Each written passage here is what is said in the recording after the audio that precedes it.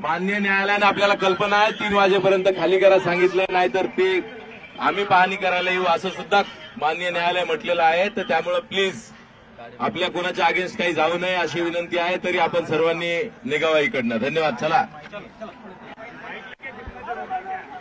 तर आमच्यावर कारवाई करण्यात न्यायालयानं स्वतः निर्देश दिलेले आहेत आणि त्यानुसार तुम्ही लवकरच लवकर इथून बाहेर पडा.